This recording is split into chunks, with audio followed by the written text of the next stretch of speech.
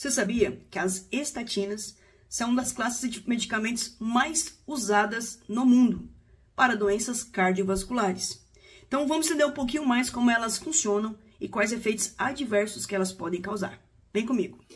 Então, as estatinas, elas atuam inibindo a enzima HMG-CoA, que é a sigla para hidroximetilglutaril coenzima A.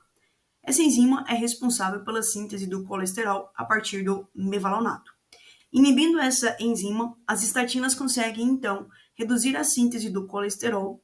Com isso, gera um aumento nos receptores de LDL. Isso gera, então, uma maior captação do colesterol presente no sangue para dentro dos hepatócitos. E também há uma redução nos níveis desse LDL colesterol.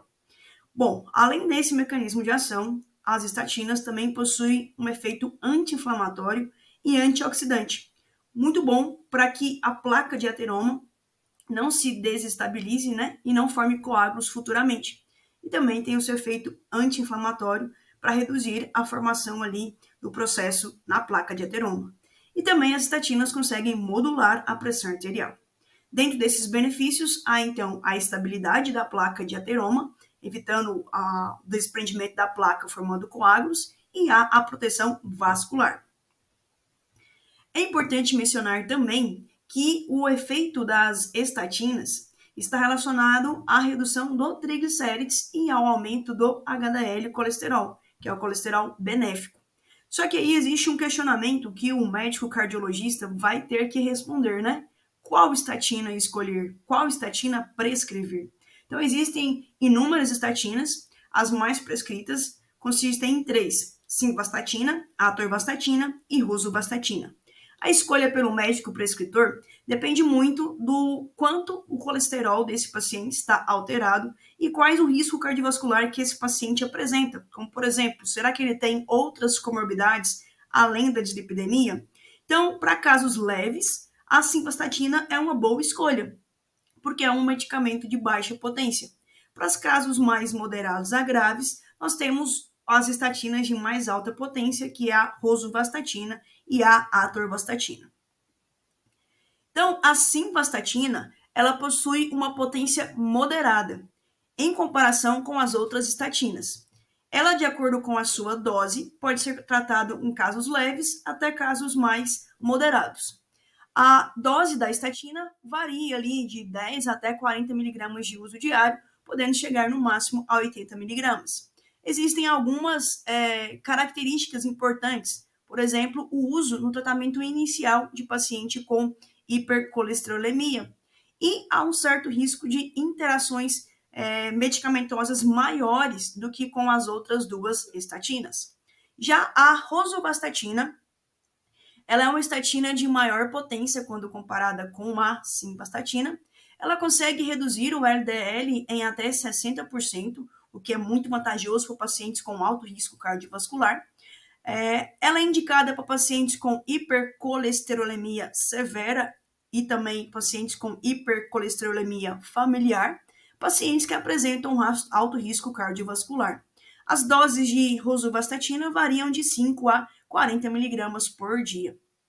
A menor dose, ela tem a vantagem de ter também menores efeitos adversos. E nós temos a atorvastatina, recomendada então para pacientes com colesterol alto. Ela aí possui uma potência menor do que a rosuvastatina, mas também é uma estatina de alta potência, recomendada para pacientes com risco cardiovascular. E também ela tem uma vantagem, que ela tem uma cardioproteção para pacientes pós-infarto ou pós-acidente vascular. A atorvastatina, ela possui uma potência superior à simvastatina e uma melhor eficácia quando comparada com esta medicação. Ela consegue reduzir o LDL e aumentar o HDL. A dose da atorvastatina varia de 10 até 80 mg de uso diário. A simvastatina, entre as 3, ela deve ser utilizada no período noturno, por conta da sua meia-vida e da ação principal da hidroximetilglutaril coenzima A no período noturno. Já as outras duas possuem meia-vida maior, então independe do horário à sua utilização. Então, as estatinas no tratamento da dislipidemia são basicamente essas 3. simvastatina, rosuvastatina e atorvastatina.